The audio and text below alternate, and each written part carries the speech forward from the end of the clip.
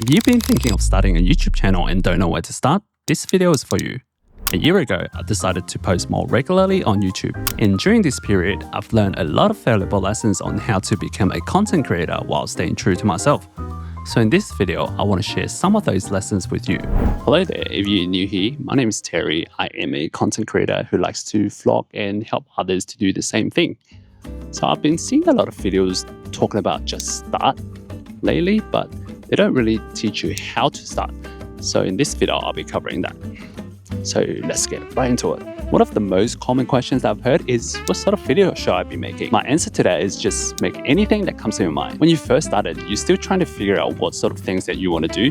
You might have heaps of passion, but not every single one of them that you want to talk about it. For me, at the time I was working in tech, I really liked snowboarding and traveling.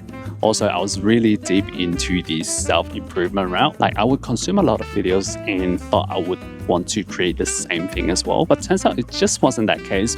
What's really hiding underneath is my desire to vlog. Back in, I think it was around 2017, I was a big fan of Casey Neistat's daily vlog, and that's what I've always been secretly wanted to do. So by trying different ideas, it helps you to better understand yourself and what sort of content that you want to make. And at this stage, if you haven't made any videos yet, you just want to test out the water whether you actually want to make videos, rather than spending all this time trying to figure out your niche, and turns out you don't really enjoy it that much. So the next point is highly related to what I just said, which is to focus on yourself. What I mean by that is to focus on what you enjoy making rather than what's trending or what makes the most money. Because you need to know, if you're serious about it, it's going to be a long-term thing probably, and you want to enjoy this as much as possible. Otherwise, it's just going to feel like another boring job to you. Also, when you create things that you're passionate about, it actually reflects in your video and people can feel it. And this is how you can attract other people. Like myself, for example, I love shooting beautiful sceneries like here right now. Beautiful people, beautiful architectures. It's just something that I enjoy. It makes me happy. I could have easily done this at home. But yeah, having this process, I'm more proud of my work and myself. And this makes me making content a lot more enjoyable. So if you've been watching videos about making content, the most important thing that every creator says is probably consistency.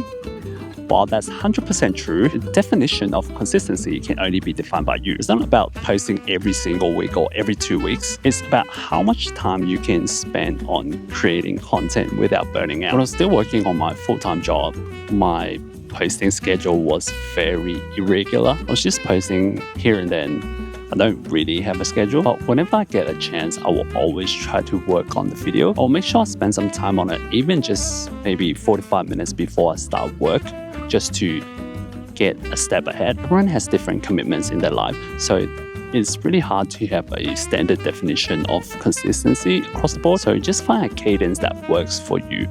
Following my last point, I mentioned that I have a very irregular upload schedule in the beginning, but I was able to go from that to weekly upload because of two things.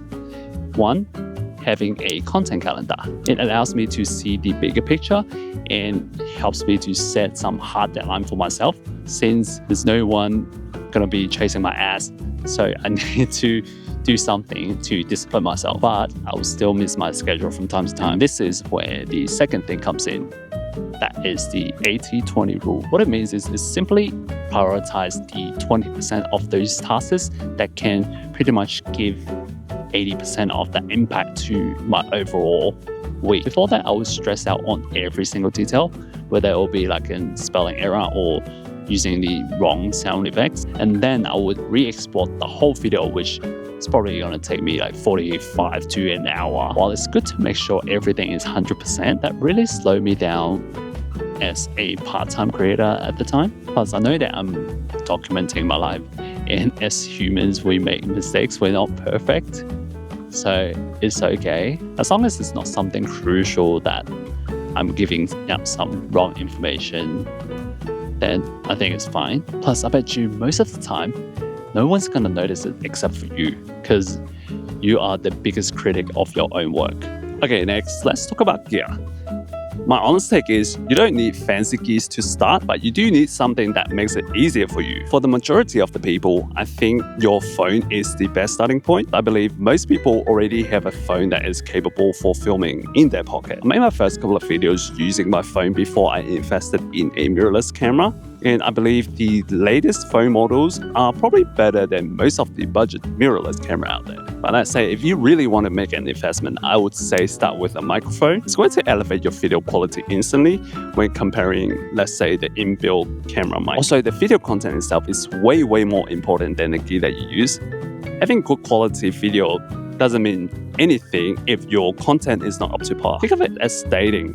You find someone really attractive, but their personality doesn't match up, it's still not going to work out.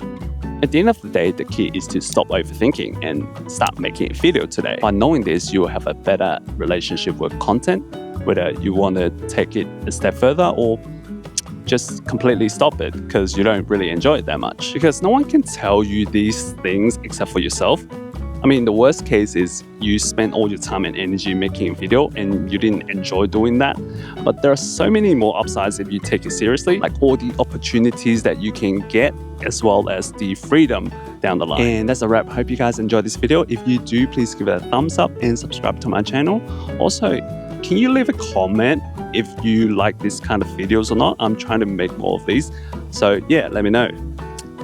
Thanks for watching and I'll see you in the next one. Peace. I've seen a lot of videos talking about just start. Oh,